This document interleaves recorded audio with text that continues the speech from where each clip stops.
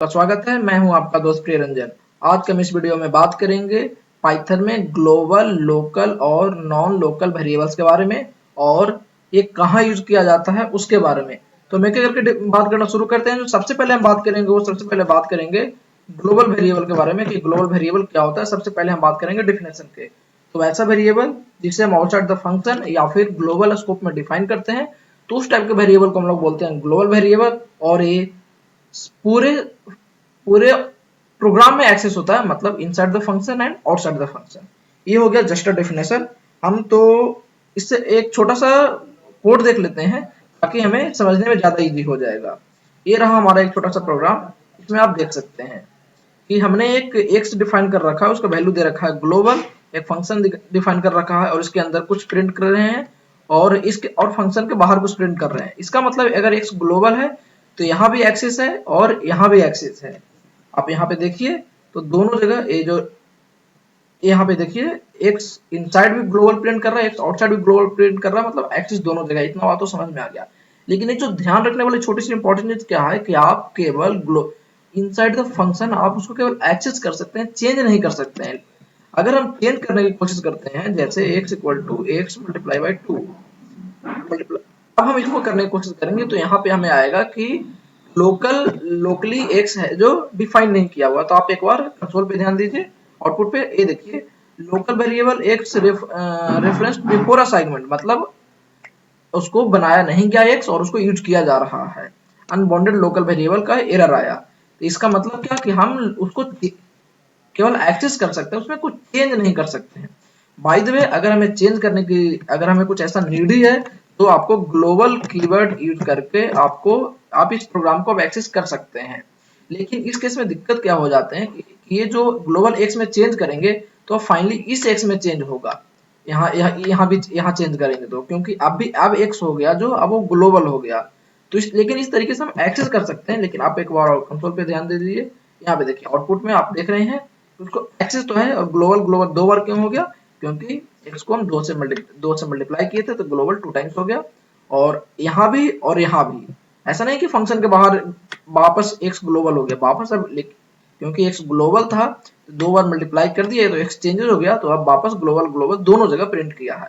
हम उम्मीद करते हैं कि आपको समझ में आया होगा कि जो ग्लोबल वेरिएबल होता है जो inside the function and outside the function access तो होता है, लेकिन हमें उसमें चेंज करने की परमिशन नहीं होता है inside the function, right.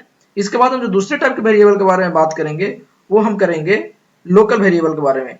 Local variable का मतलब हम कुछ ऐसा, हम यहाँ पे y इक्वल टू लोकल, अगर हम लोकल लिख देते हैं और हम इसे, इस लाइन को भी कोई काम नहीं है, y इक्वल टू लोकल लिख देते हैं और इस लाइन को भी छोड़ देते हैं और जस्ट हम कोशिश करते हैं कि यहाँ पे प्रिंट करूं। यहाँ पे अगर y प्रिंट करने की कोशिश करूं तो आप देख सकते हैं कि ये y लोकल वेरिएबल है, तो इसीलिए आउटसाइड द फंक्शन इसको एक्सेस नहीं होना चाहिए। क्योंकि लोकल वेरिएबल वो वेरिएबल होता है जो हम इनसाइड द फंक्शन लिखते हैं और वो केवल उस फंक्शन के अंदर ही एक्सेस होता है, उसके बाहर एक्सेस नहीं होता है। लेकिन यहाँ पे हम लोकल वेरिएबल के बारे में y को लोकल वेरिएबल बना रखे हैं इस फंक्शन के अंदर डिफाइन करके, लेकिन उसके बाहर अगर एक्सेस करने की कोशिश करेंगे तो हमें एरर देगा। आप यहाँ पे देखिए, यहाँ पे name error y is not identified, उसको पता ही नहीं चला कि आखिर यहाँ पे जो हम y लिखे हैं वो क्या चीज है। तो इसलिए मतलब कि हम y को इसके बाहर एक्सेस नहीं कर सकते हैं, लेकिन अब सेम y को अगर हम यहाँ एक्सेस करना चाहें इस फंक्शन के अंदर तो एक्सेस हो सकता है। आप यहाँ पे एक बार कंसोल पे ध्यान दीजिए, इस लाइन को हम कमेंट कर देते हैं क्योंकि ये लाइन में एरर देगा। अब ठीक है, तो अब हम एक बार कंसोल पे ध्यान दीजिए, एक कहाँ प्रिंट, हाँ ठीक है, एक बार कंसोल पे ध्यान दीजिए। अब देखिए अब y की वैल्यू प्रिंट कर देगा। y आउटसाइड लोकल, यहाँ आउटसाइड की जगह हमने चेंज करना चाहिए था इनसाइड। अब देखिए अब हम प्रिंट करेंगे y इनसाइड लोकल है, लेकिन अगर बाहर हम प्रिंट करने की कोशिश कर रहे तो एरर दे रहा था। रीजन क्या था कि लोकल वेरिएबल को हमें आउटसाइड द फंक्शन एक्सेस नहीं होता है। हम उम्मीद करते हैं कि आपको लोकल वेरिएबल और ग्लोबल वेरिएबल दोनों समझ में आया होगा। एक पाइथन में बड़ा इंपॉर्टेंट सा कंसेप्ट है वो नॉन लोकल वेरिएबल। वो देखने के लिए हम बात करते हैं पहले नॉन लोकल वेरिएबल होता क्या है। तो ऐसा वेरिएबल जो कि नेस्टेड फंक्शन में हम यूज में करते हैं, तो उस टाइप के वेरिएबल को हम नॉन लोकल वेरिएबल कहते हैं। मतलब आपको अगर डेफिनेशन से ज्यादा क्लियर नहीं हुआ होगा तो एक चीज दिखाते हैं। जैसे मान लिया कि यहाँ पे कुछ डिफाइन करेंगे इस इनर इनर फंक्शन में, तो इनर फंक्शन में अगर कुछ डिफाइन करते हैं तो वो लोकल नहीं होगा, क्योंकि लोकल तो जो आउटर फंक्शन में डिफाइन करते हैं वो होता है। तो जो लोकल में डिफाइन करेंगे वो क्या होगा, तो वो तो वापस इनर के इसके लोकल फिर हो जाएगा।